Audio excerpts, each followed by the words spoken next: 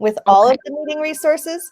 So if you just want to open it and keep it open all day, everything you need will be right there. Okay. And then I have a flyer that is in there, but yeah, you can put it in the chat and then we'll. Yeah, I feel like I also want to share it.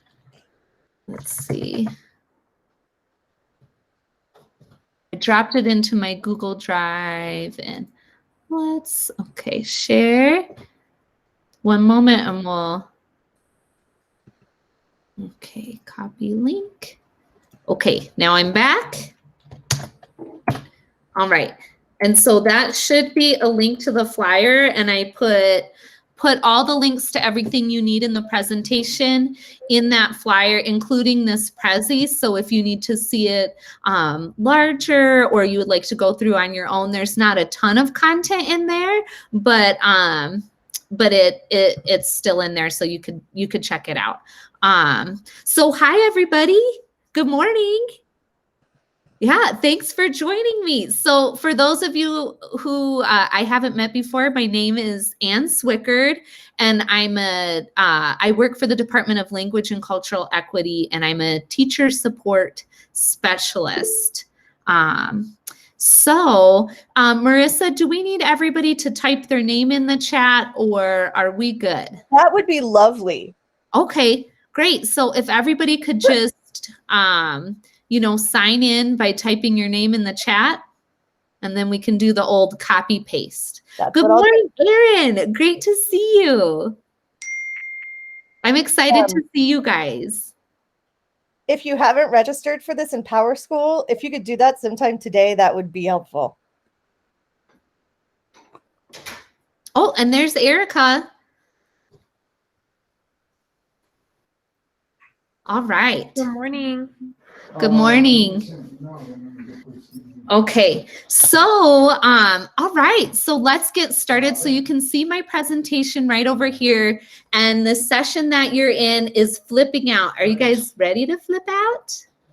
Ready to get wild? We're going to talk about using FlipGrid with our students, and then incorporating some scaffolds into FlipGrid to really help make it more accessible. But there's already some built-in accessibility features that are pretty cool. So today you can kind of see my overview is we're gonna go through an intro and look at some research and theoretical foundations for using FlipGrid. I actually found some research associated with it. So how cool is that? And then we'll go through the setup of FlipGrid, and you'll practice with the student experience first. Okay, Darlene. We're gonna practice as a student first for those of you who haven't posted. And if you have posted before, it's good practice to go through again. And then we'll practice as an educator setting up our own FlipGrids. And then afterwards, we'll look at some scaffolds and some other features that are available on FlipGrid. And by no means is this comprehensive. Every time I go onto FlipGrid, I'm learning something new and other ways to use it. So pretty cool. So I'm going to get started with my intro, and I'm presenting with this Prezi. So if you can pin me so it's large on your screen, that might be helpful. So, okay, all right. But it's my first time using this. So here's my disclaimer. For any technical difficulties, we're in it together, team, okay? All right. So, okay. So this is our objectives for today. But before I get started, I'd like to know, how familiar are you with FlipGrid? Have you used it before? Are you new to it? What do you know? What's your background, your FlipGrid background knowledge? You can type it in the chat. So I see brand new, brand new. You're gonna love it. Pretty familiar, okay. New. And then Amanda, feel free to share anything, and anybody else who's used it before, share with us, because, Great, started using it this year. Great, because I've really learned through trial and error and experimenting and clicking around. So that's where my knowledge base has come from, probably as you guys too. So please feel free to share what you've learned. But I wanted to present on this just because of the potential of supports for English learners. Yes. Oh, I love to hear that, Sarah. Yeah, I know students are really engaged. I think the platform is easy to use. Okay, doing asynchronous time right now. Oh, okay. Do what you need to do, Tracy. We have your back. So multitasking at its best. Okay, yeah, so I'm really excited about the potential uses with English learners and supporting speaking and listening, and also helping students get used to recording themselves for that speaking portion too, I think should help with the access test. So our objectives for today, we're gonna explore FlipGrid basics, and then we'll get some practice time collaboratively. So we will do a little bit of asynchronous exploration and then come back together. And then we're gonna look at adding scaffolding for English learners. So sound good? Everybody's on board? Ready to rock and roll? All right, I love it. So, so our research, so we already talked about, what do you know about FlipGrid? So what's your goal for this training today? If you wanna type a quick thing in the chat, what do you wanna know about FlipGrid? What are you curious about? Do you have a goal for this morning?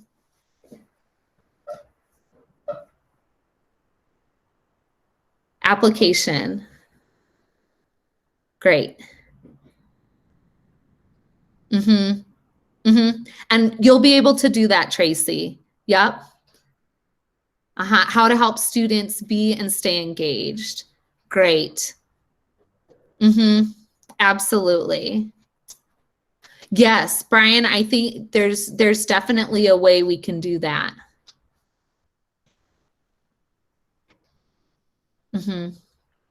Can you use during synchronous learning?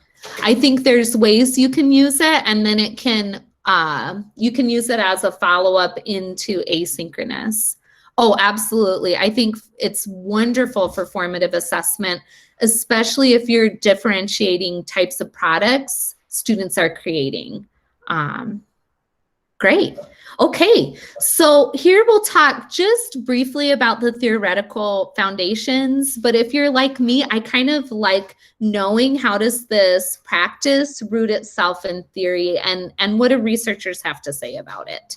So the first thing we're going to look at is just the benefits, and this is probably familiar to those of you who have worked with English learners for a while, are the benefits of speaking. So when we look at research that focuses on academic language development, oral language development for English learners, we see that when we focus on that as teachers, our students increase their academic performance in all areas. And is it kind of weird that I'm a blue circle right now?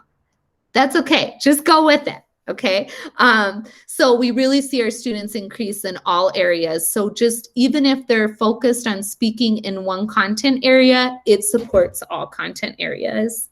It increases writing and reading scores when students have that oral language practice, and it really empowers students. So maybe this isn't what the research says, but it's what I reflect on with students when I'm supporting students with oral language development. I'm really helping them have a voice in many contexts. So that's not to say that they don't have a voice in their communities and their homes, but really giving access to academic language is giving students access to power, and that they can speak for themselves when they're going into those different settings. So I think it's so important to help cue students into those codes that they need to open doors for themselves. So, you know, it's pretty awesome. And also allowing students' personalities, thoughts, wonderings, like critical thinking to come forth,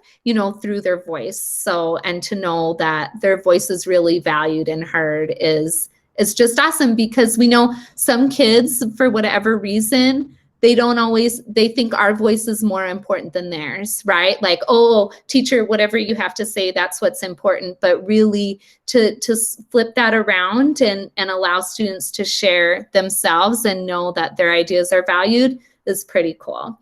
So I just want to put a caution, and this is something that happens in our field, is that we can overemphasize academic language at the cost of other dialects or languages. So we just want to know that in certain contexts, you know, in academia, that's really valued, but also we don't want to do it at the cost of other languages or dialects that our students bring, right? Those are still valuable, but we do want to support it in the academic setting. So pretty cool. Okay, so now let's look at the distance learning research, and that's community of inquiry. Is anybody familiar with that terminology, community of inquiry, or COI?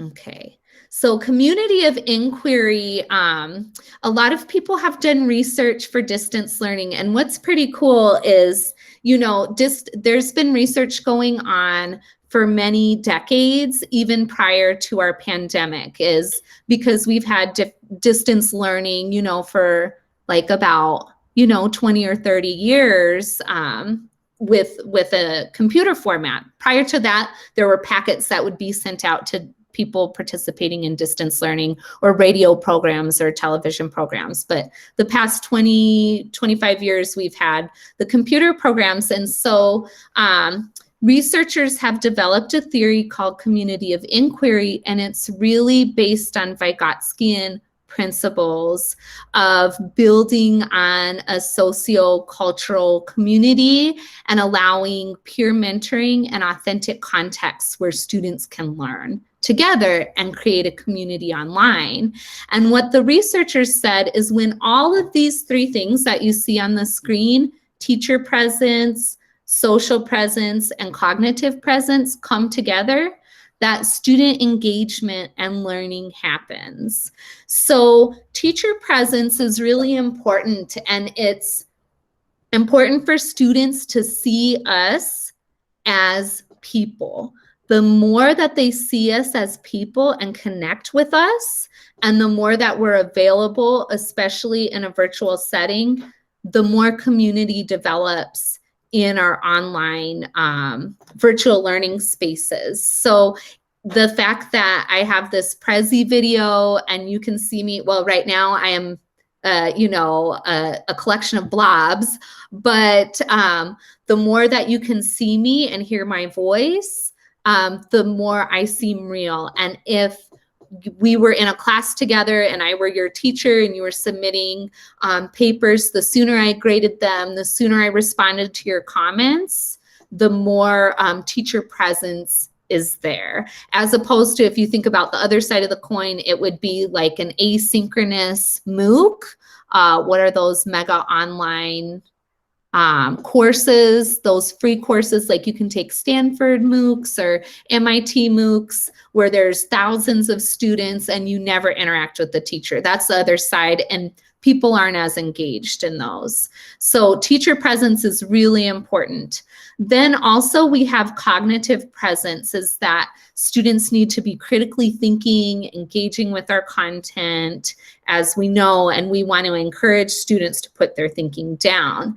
But what I really want to highlight today is the social presence. So that's one of the keys, and I think part of the research foundation of FlipGrid is that it really supports social presence. So we can have teacher presence, cognitive presence, but we need to allow time for students to interact with and learn from their peers, because their peers will scaffold for them, support that zone of proximal development, and really help them learn. So, and I can speak from personal experience.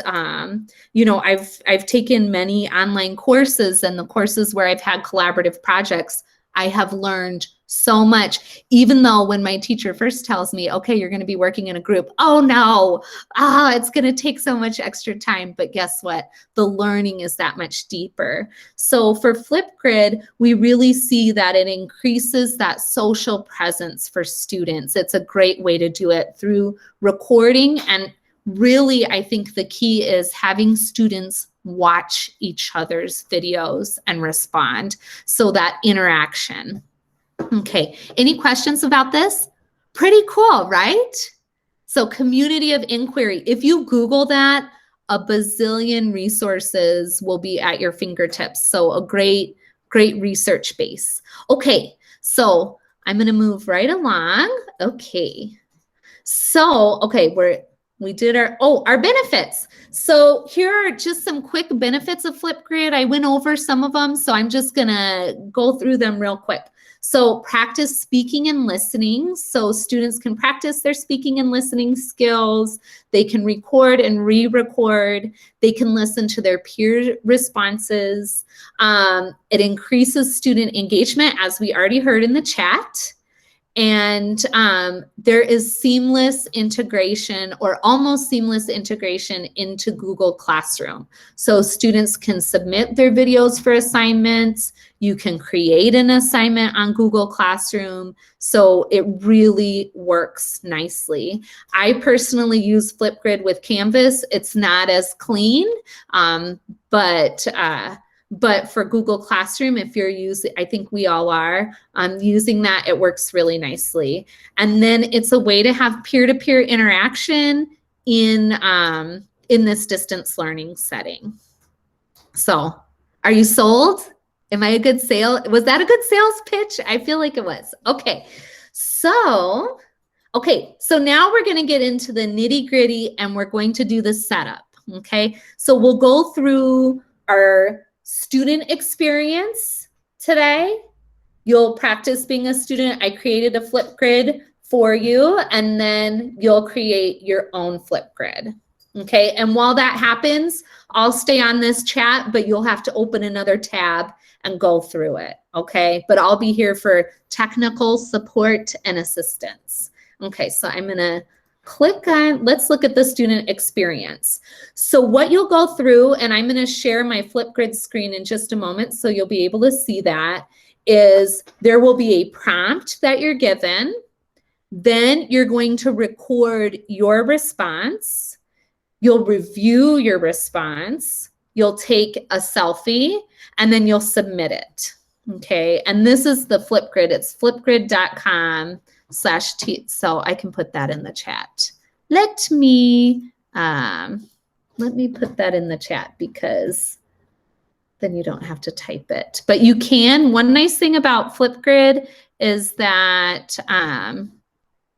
you can customize that address. Okay, so I'm going to show you, and then I'm going, because some of you who are new to it, I'm just going to show you so you have an overview. So let me get this screen over here, and I'm moving this screen, and I'm going to share my presentation. Sorry, I have my extra Prezi. I'll show it to you just real quick so you can see what that looks like. Okay. You'll see it's pretty cool. So look, here's my Prezi. Isn't that kind of nice? So I can see my presentation here, but I also have it on this screen. Am I sharing with you guys? Can you see? Okay, and then here's my FlipGrid. So everybody can see that FlipGrid? Can you see it? See the... It's not working. Okay. Okay, so... I have it up. Do you want me to share? You know what I would like to do? I'm going to stop the FlipGrid for now. Okay. Okay. Because I do want to click around. And there's not a ton of content there. So, and then I'll start it again. See how it's an experiment? Yes. There, it just happened. Okay. I was practicing it by myself, so you can't really tell what the other person sees. Okay. So everybody, are you seeing my FlipGrid Flipping Out October TLN conference? All right. Thank you. So, okay. So when you click, this is the student view. This is the student view. So here's the prompt. Howdy, teachers. Welcome to Ann Swickard's FlipGrid. You are going to practice posting just like you were a student, okay? And so you will post your answer to this question. What do you already know about FlipGrid, or what do you want to learn about FlipGrid? Okay, you will have 1 minute of recording time. So here is a video of me, and I put a filter on, so there's all different types of filter. Yes, yes, thank you. So if you press this video here, I read you the directions. So I'm modeling a scaffold. So for your students who don't have literacy in English yet, or their reading skills are lower, you can always read the direction to your students. And if you're new to FlipGrid, here's a how-to guide. So I put in another scaffold for you. Let me zoom in. So here's this handy how-to guide. See, it's hyperlinked. So if you want to, you can click on that.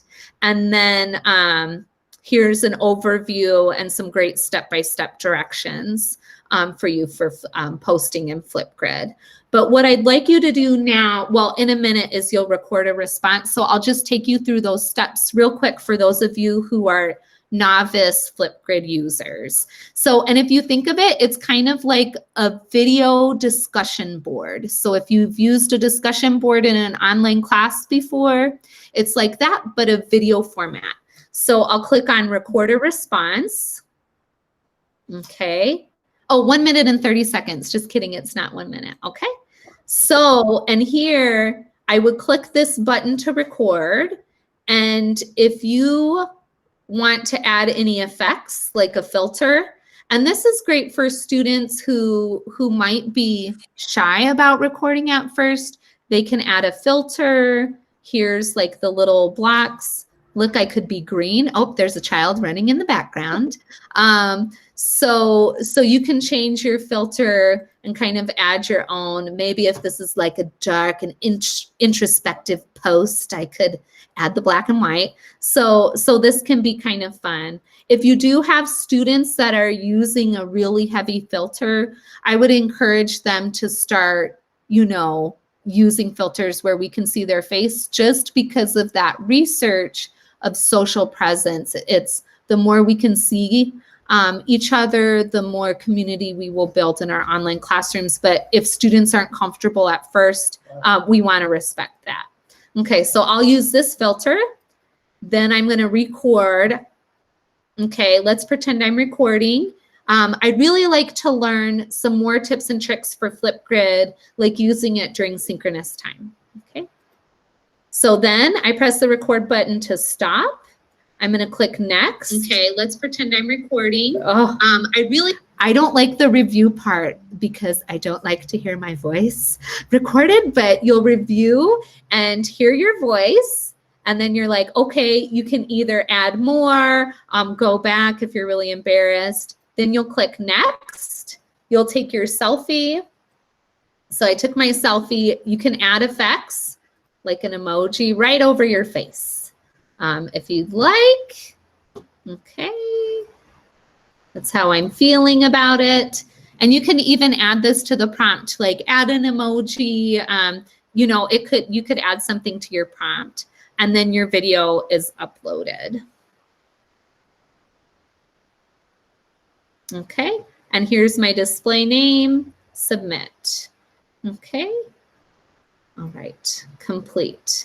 So there should be one response in there. So that's what we're going to do right now. So I'm going to stay online here. And if you need help, I'll keep sharing my screen. But what I'd like you to do, I'll give you, let's say 7 minutes. We'll go to 10:02, and you will record your student response to the FlipGrid. Any questions? You need that link one more time. Here's the link.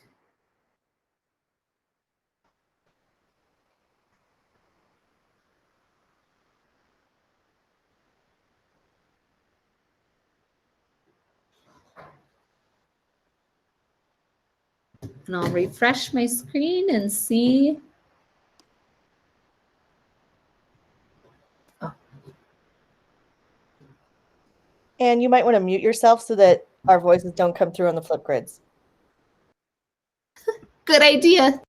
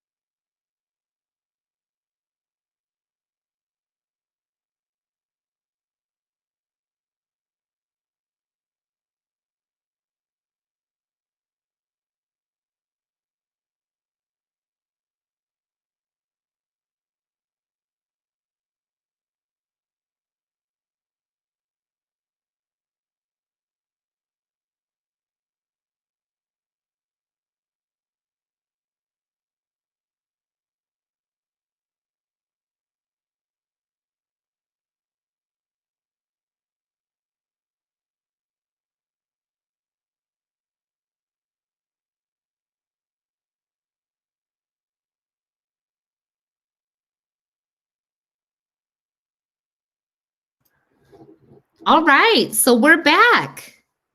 We're back. This looks awesome. Let me refresh my screen and see how many videos are here. Oh, okay. So Tracy has a question coming in because her next meeting is soon. Can we assign this link through a Seesaw activity, and will they all access the same link? And then will it all be saved on that original link? So, yes, absolutely. So just like I shared this link, you can embed your FlipGrid link on any platform. I just don't know about grading from Seesaw, like if you use Seesaw as a grading platform, but you can definitely embed your link in any platform. And then this would be the screen your students see. And I love, Tracy, that you talked about having students watch one another's videos, because I think the power in FlipGrid is watching your peers' videos and recording a response. So then they would click on the videos and you would have a screen just, I can show you the teacher screen real quick. So if I go into FlipGrid, I'm signing in as an educator. I'll walk through this one more time. But this is what it looks like on my end as a teacher. Here's all the FlipGrids that I have. And this is, so these could be different classes, for example. I could have first period, second period, third period, okay? But here's the group I created for today. So I click on that. Here's my topics. Here's the one we just did. And for me as a teacher, I can see all of your responses. Oh, look. Renelle has a comment. Oh, awesome. So, so I can see all the responses. I can review your video, and I can also export data if I'm going to use it for grading. Now, Google Classroom, I can do it. I can directly have students share the video into the classroom. So Tracy, when you're first entering, let's see, I want to read that all the way on the chat. Just make sure when you're first entering your information that when you click, students will sign up through email and we'll have to put aps.edu. Absolutely. So there's a way you can make it so only students are able to access your FlipGrid. You don't want a random person, and that's a really important point. We'll look at it in a minute, but when I first created my FlipGrid, I didn't put any restrictions on, and I had random people posting on my FlipGrid. So you don't want random interactions, internet interactions with strangers on your personal classroom FlipGrid. So I'll show you those safety measures. Okay, so we'll go over all of that in just a moment. So if you were going to respond, have your students respond to someone, they just have to click on their video and they'll be able to watch the video and record a response. In the interest of time, I'm not going to go through that right now because I want to show you the educator side of things. Is that okay? Yeah? Okay. All right, cool. Okay, cool. So now we're going to look at the educator experience. So I showed you quickly here's what I see on the educator side. Okay, so for the let me go back here one more. Here are my groups. So each one is for a class, and if you click on it, you can see I have all of my topics. Okay, so you first create a group and then you'll create topics within your group. One thing that's really nice is if you have classes that are going to be using the same topics, you can very easily, oh, I did the wrong thing there.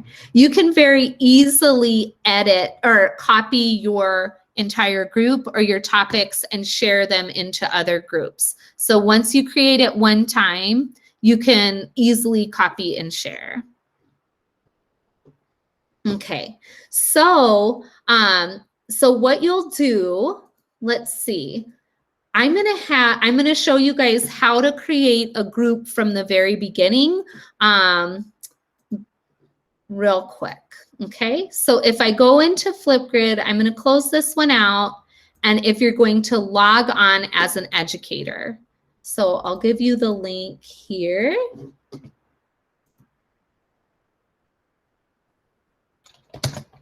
All right. And that's how you log on, and you'll go to Educator Login and you'll log on with your Gmail. Since I recently logged in, just click your Google Chrome and select your aps.edu Google account, and that's how you'll log in. And then you might not, if you've never created a group, this might be a blank screen for you. So you'll select create a group, and then you would name it 6th period language arts, or let's do ELD. ELD, join code, so I can edit this however I want. 6 ELD, okay. And then here are my, so it says add students by student username. I've never used that feature. I always choose student email, so students can log in using their email. And then next. And then you can add emails if you want, or create a guest password. Usually I just share the link, but you know your students, if there's some like silliness going on with sharing codes and logging on and not being totally appropriate, you can filter it. Of course, there's another measure where you have to review videos. I'll show you that, and that's a good measure if you need it. Okay. And then, real quick, yeah. I'm sorry. So this part, if you put at right here at aps.edu, that will let the kids get in through Seesaw. We had some issues. So if you save it like that, then when the kids go in and click on the FlipGrid link, it will take them in. If you don't put at aps.edu, it seemed to not let them in. Oh, no. Yeah. Then you have a technical difficulty. Yes, we discovered that. Yeah. Thank you. Thank you. So at aps.edu there. Okay. And then here, since I already have topics, I could duplicate a topic in here. So maybe I'm going to put diverse books matter. That's a topic that I want to have. Okay. So, and it says no, videos will not be duplicated. So you won't duplicate students' work. It'll just be that topic, duplicate topics. Of course, I could skip that. And then look, I have this button where I can share it directly into my Google Classroom. I can copy an embed code or share a QR code if we were doing hybrid or in-person teaching. Any questions right now? Okay, so I'm going to go to the group. So this is the new group that I created, and I can add a topic, and I'll show you how to add a topic, and then I'll give you guys time to create your own. Okay, so I'm going to click on add a topic here. And here I can type my title. So my title might be, it is almost fall break. Okay. Prompt, fall break is going to be fun during the pandemic. What will you do? Okay, so so this is my prompt, and I'm just looking at our time, and to ensure that we have enough time to talk about scaffolds, I'm going to talk about some opportunities for scaffolding right now in the creation of the prompt.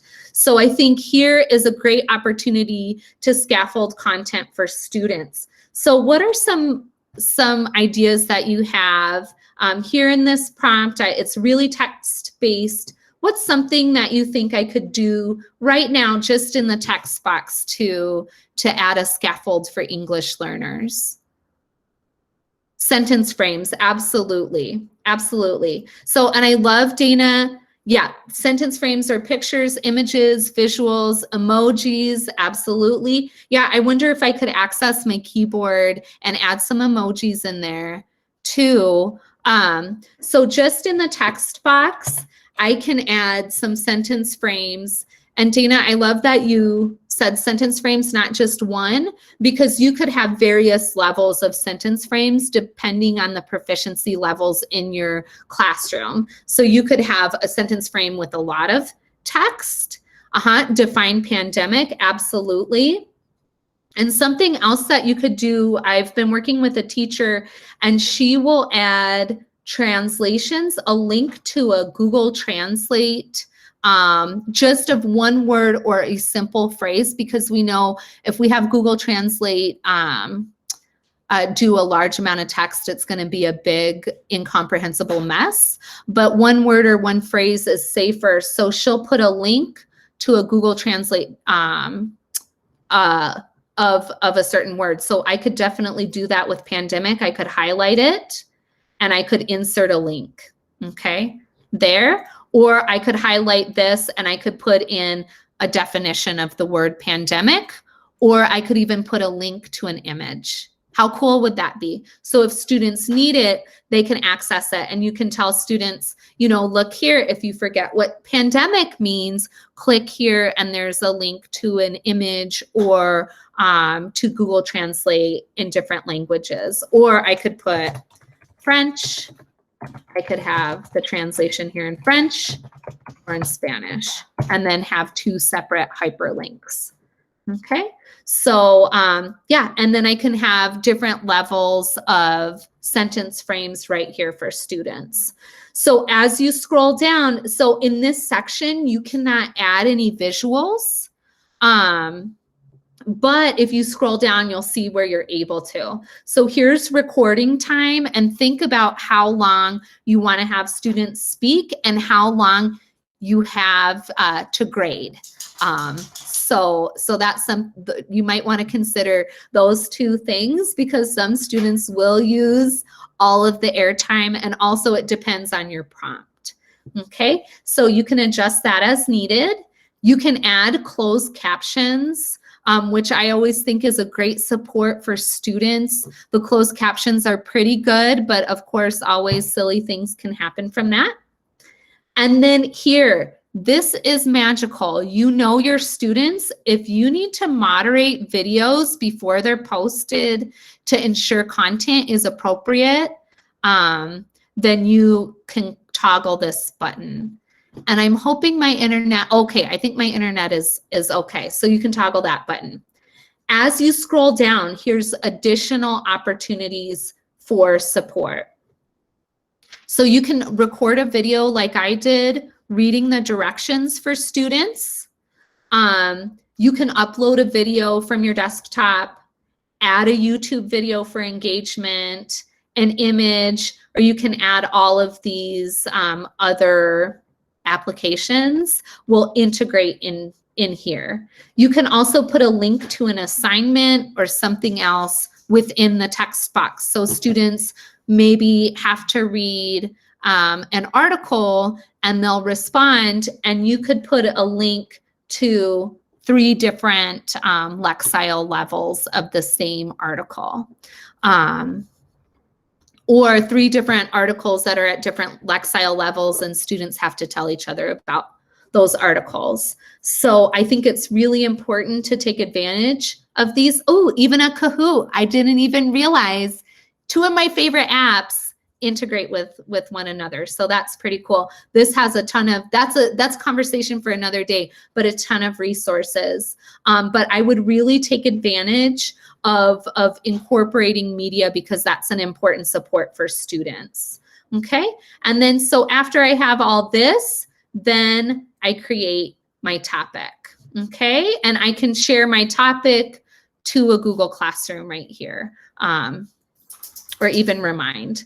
Okay, so if I created my topic and I forgot to add media, I can always go back, and with this pencil, I can edit it and I can add media here, and then have students record. I can share the topic into my Google Classroom or copy and paste the code, and then have students start recording responses just like you guys did. One thing that I forgot to do here for my prompt is I forgot to say, don't forget to reply to two peers or two of your classmates, because we want to require that interaction to ensure that students are going to build that community of inquiry. One more accessibility feature is we have the immersive reader who can read that, and that can read the text to the students. And also, if we click on it, we can see what it looks like. Okay. Fall break is going to be fun during the pandemic. Okay, so it's not the creepiest reader for screen readers. It's okay. So I would teach students how to use that immersive reader too. Oh, look. Okay, let's see. Have to click the back button to go back. Okay. Maybe I'm a little, okay, there we go. I got stuck for a minute. So what I'd like you to do right now is I want to give you a couple minutes to, well, let me see, get a temperature check of the room. Would you guys like time to practice creating your own Educator FlipGrid using a scaffold, or do you want me to show you one more feature that we have on FlipGrid that you can use to incorporate more content? Another feature. Okay, Amanda. Okay, Erin wants one more feature. Show features. Okay, cool. All right, so I discovered this as I was prepping for you guys because I think I had seen it before and I didn't realize how cool. So did you see in my group, there's all these cool topics like virtual talent show, English learning. Here's an English learning topic. This is really great. It's kind of like a typical English as a foreign language video, but it's where students have to listen to a conversation and they have to share something about what they've learned, so we can tell this is maybe England, what they've learned through this video, but it can be a great listening activity too. So anyway, so see all of this cool content. Oh, welcome to Decolonized. Ooh, what's that? I want to decolonize my curriculum. So all of this content, I discovered it in the discovery section. So I don't know if you're familiar with it, but here's content created by educators all over the world. And some of it is pretty good, and some of it is a little weird, and I would change, you know, some of the prompts, but it's a great idea. There's great ideas to kind of help you springboard. So let's see if we click on Wish for My World. Let's see what that is. Okay. So here is a topic. If you were granted one wish to make the world a better place, what would it be? Oh, how cool is that topic? This might be a great bell ringer, right? That I want to use on Monday. So I can add this topic to a group, okay? And I'm going to add it to our teacher conference, okay?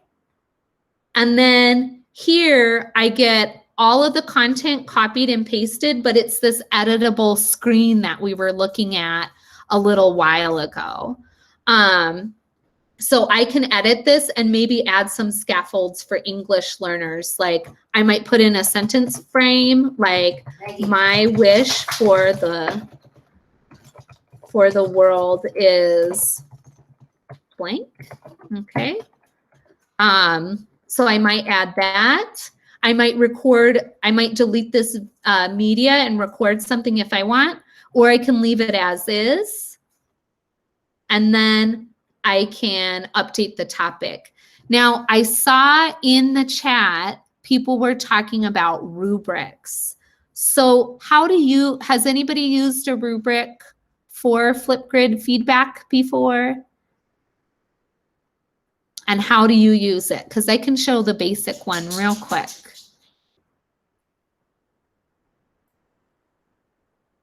No? Okay. So here we have basic feedback or custom feedback. So here you can provide, as the educator, you can provide feedback based on ideas and performance. But if you wanted to create a custom rubric, you could add criteria. So here's the title of your criteria and then the description and the score. So you could even use, I mean, one idea, I'm having it right now.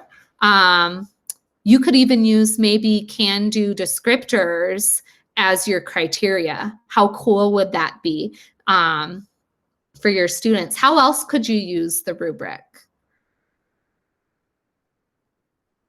Like, what criteria would you put in for your students?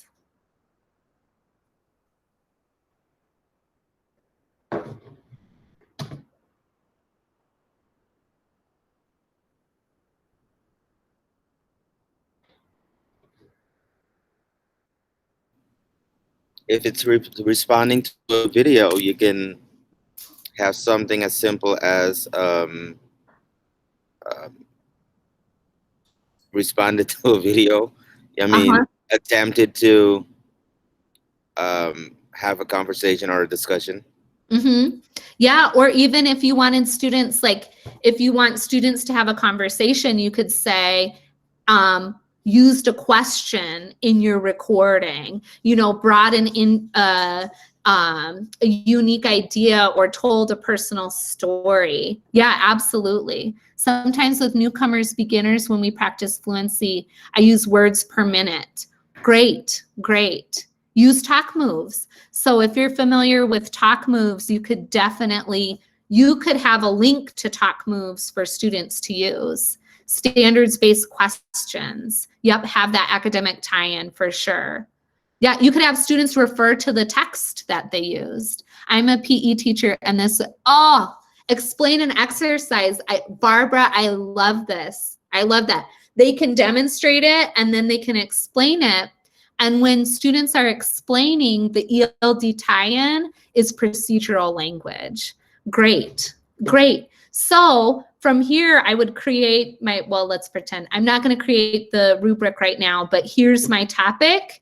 And if you look, it's in my group here. So I'd like to shift the conversation a little bit for our last couple minutes. I'm not going to go back into the Prezi because I don't think we really need to, but you do have a link to it.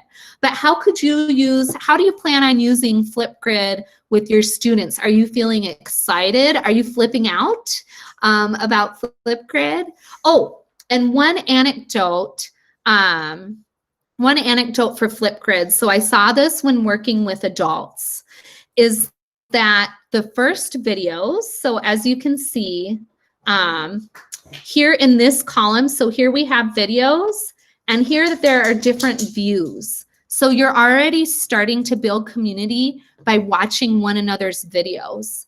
So this is such an important scaffold for English learners built into the system, is that they're able to watch their peers on FlipGrid and build that, you know, have that linguistic practice before they record. So this is so valuable to allow students all of this modeling and so that they can learn from one another.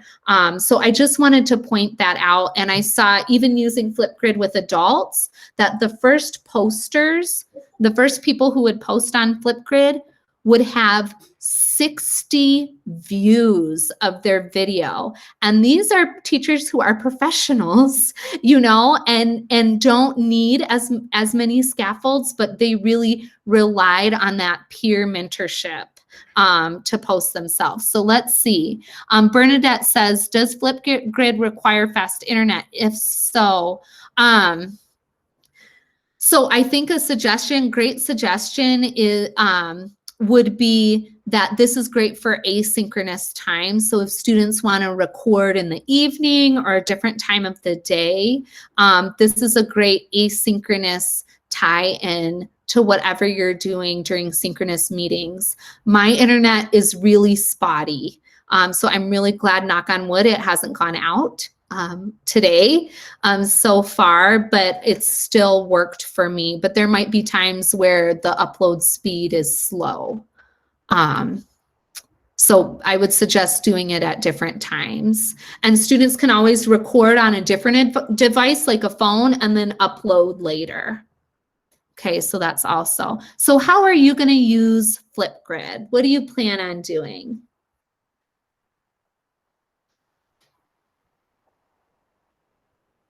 Yeah, no problem.